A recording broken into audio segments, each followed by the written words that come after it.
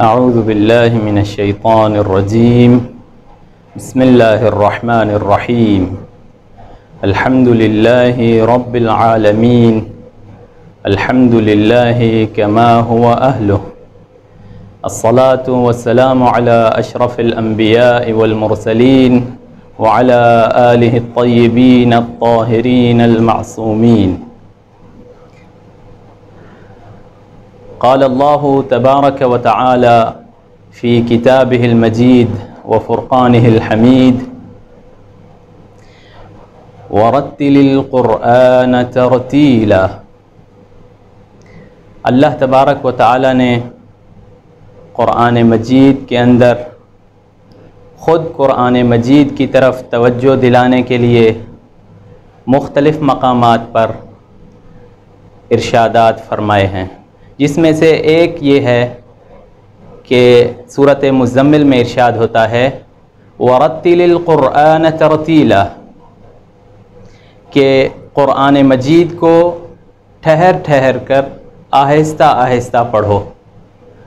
यानी कि खुदावंद क़ुद्दूस ये फ़रमाना चाहता है कि क़ुरआन मजीद को फ़क़त पढ़ो नहीं बल्कि उसको समझो भी सही, क्योंकि हमारी ज़िंदगी का जो अहम तरीन मकसद है वो अल्लाह तबारक व तआला की रज़ा हासिल करना है। और अल्लाह ताला की रज़ा हासिल करने के लिए हमें ज़रूरत है, हम मोहताज हैं अल्लाह ताला की मुक़द्दस किताब की तरफ। और इस मुक़द्दस किताब को समझने के लिए सबसे पहला मरहला ये है कि हम क़ुरआन मजीद को सही पढ़ना सीखें। क़ुरआन मजीद को सीखने के मुताल्लिक़ जो इरशादात हमें अहकाम इस्लामी में मिलते हैं, उनमें से चंद एक आपके सामने पेश खिदमत हैं। पैगम्बर अकरम सल्लल्लाहु अलैहि वसल्लम इरशाद फरमाते हैं कि मोमिन के लिए ज़रूरी है, जो भी मोमिन है उसके लिए ये सज़ावार है कि वो अपनी ज़िंदगी इस चीज़ में गुजारे, वो ना मरे इस हालत में, मगर इस हालत में मरे कि वो या तो क़ुरआन सीख रहा हो या क़ुरआन सिखा रहा हो। तो इस हदीस मुबारका से क़ुरआन मजीद की तरफ पैगम्बर अकरम ने किस कदर तवज्जो दिलाना चाहिए, इससे अहमियत वाज़े हो जाती है। और दूसरी हदीस में इरशाद फरमाया मुअल्लिमुल क़ुरआन व मुतअल्लिमुहु यस्तग़फ़िरु लहू कुल्लु शै हत्तल हूत फ़िल बहर, कि जो क़ुरआन मजीद को सिखाता है और सीखता है तो उसके लिए कायनात की हर चीज़ इस्तिग़फ़ार करती है, तलब मग़फ़िरत करती है, हत्ता कि समंदर में रहने वाली मछलियाँ भी उसके लिए अल्लाह से तलब मग़फ़िरत करती हैं। तो इन अहादीस मुबारका से क़ुरआन मजीद को पढ़ने और समझने की अहमियत वाज़े हो जाती है।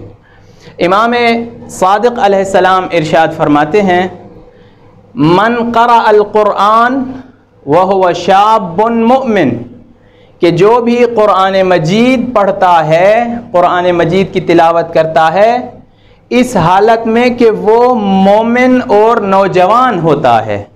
नौजवानी की हालत में जो इबादत की जाती है उसका दर्जा बुढ़ापे में की जाने वाली इबादत से यकीनन ज़्यादा है। तो इरशाद होता है कि जो जवानी की हालत में क़ुरआन मजीद पढ़ता है, क़ुरआन से उन्स रखता है, क़ुरआन मजीद उसके गोश्त और खून में रच बस जाता है, घुल मिल जाता है। तो मेरे नौजवानान भाइयों से ये गुजारिश है इस हदीस के मुताल्लिक़, इस हदीस की रोशनी में, कि जवानी में अपने आप को क़ुरआन का आदी बनाएं।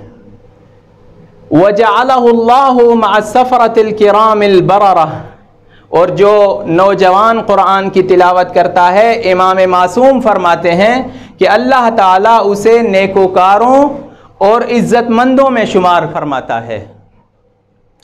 और क़यामत के दिन यही क़ुरआन जिसको नौजवान पढ़ा करता था, यही कुरान उसके लिए ढाल बन जाएगा अल्लाह ताला के अज़ाब से।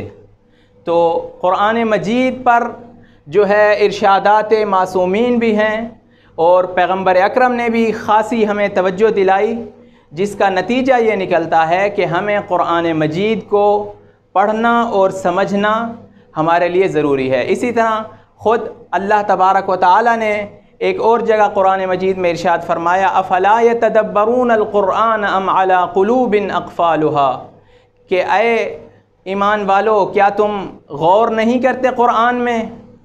ऐ लोगो क्या तुम कुरान को नहीं समझते, गौर व फ़िक्र नहीं करते, या तुम्हारे दिलों पे ताले पड़ चुके हैं? तो ये एक पैगाम है जिसमें सख्त अल्फाज भी हैं कि हमें तरगीब दिलाई गई है कि कुरान मजीद वो किताब है जो हमारे लिए हिदायत का सामान कर सकती है और हमें कुरान मजीद की तरफ हतमन तवज्जो करना होगी। वल्हम्दुलिल्लाहि रब्बिल आलमीन।